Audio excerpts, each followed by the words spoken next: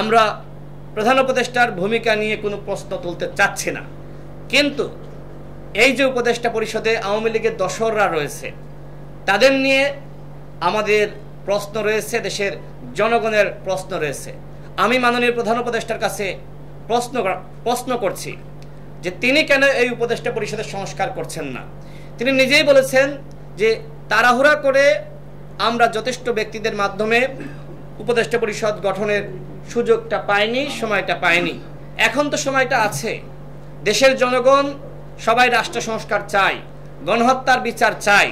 সুতরাং এই যে জনগণের ম্যান্ডেট, এই ম্যান্ডেট কাজে লাগিয়ে তিনি যোগ্যতা সম্পন্ন ব্যক্তিদের মাধ্যমে এই উপদেষ্টা পরিষদ পুনর্গঠন করতে পারেন, কিন্তু কেন করছেন না? কি কারণ? তার আশপাশে যারা আওয়ামী লীগের প্রেতাত্মারা রয়েছে, তারা চায় না ডক্টর মোহাম্মদ ইউনূস সফল হোক। এই কারণেই এই উপদেষ্টা পরিষদ পুনর্গঠিত হচ্ছে না। দুইজন উপদেষ্টার নাম বলবো। দুইজন উপদেষ্টা, একজন হলেন আদিলুর রহমান শুভ্র, আর একজন হলেন আমাদের রেজনা আপা। তারা মিলে তিনজন দামি এমপিকে জামিনের ব্যবস্থা করেছেন।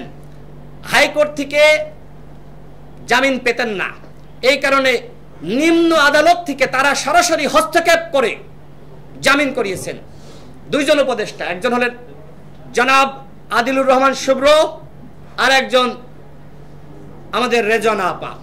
এর মধ্যে একজন দামি এমপি স্বয়ং ঝিনাইদহের, আপনারা খোঁজ দিয়ে দেখেন, গোয়েন্দা সংস্থা আছে, আমাদের প্রশাসন আছে, সবাই জানে, এমনকি সরকারের অন্যান্য উপদেষ্টারাও জানে।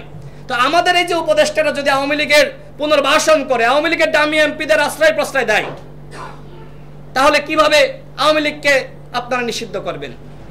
এমনকি আর একজন ছাত্র উপদেষ্টা আরেকজন দামি এমপিকে পাশে বসিয়ে বিভিন্ন সেমিনার করে, বিভিন্ন অনুষ্ঠান করে। তো আপনারা একদিকে মানে আওয়ামী লীগের দামি এমপিদের আশ্রয় প্রশ্রয় দিবেন, অন্যদিকে আওয়ামী লীগের নিষিদ্ধ চাইবেন, এটি কি হতে পারে? এই উপদেষ্টা পরিষদকে আমি স্পষ্টভাবে বলছি, আওয়ামী লীগকে যদি আপনারা নিষিদ্ধ না করেন, তাহলে কিন্তু জনগণ আপনাদের বিরুদ্ধে আন্দোলন সংগ্রাম শুরু করবে।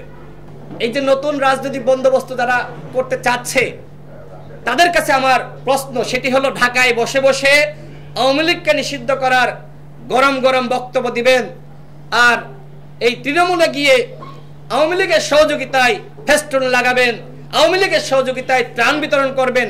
What is this? এই যে মুনাফিকি, এই মুনাফিকি আচরণ করে কোনোভাবেই নতুন রাজনৈতিক বন্দোবস্ত স্থাপন করা যাবে না। আওয়ামী লীগের ব্যাপারে ঢাকায় যেমন গরম বক্তব্য দেন, ঠিক তৃণমূলে গিয়েও একইভাবে কাজ করতে হবে। আওয়ামী লীগের সাথে যারা আপোষ করবে, আমি ঝিনাইদহের জনগণকে বলবো, আমি ঝিনাইদহের প্রশাসনকে বলবো, যারা আওয়ামী লীগের সাথে আপোষ করবে তাদেরকে বিন্দু পরিমাণ ছাড় দিবেন না। আমাদের আপোষ অন্যান্যদের সাথে হবে।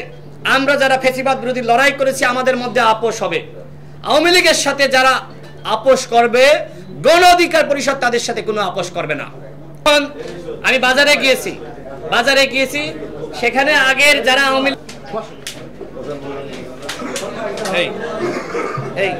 ভাই মিজান ভাই একটু পিছনে একটা ছবি নেবে, এই বসেন।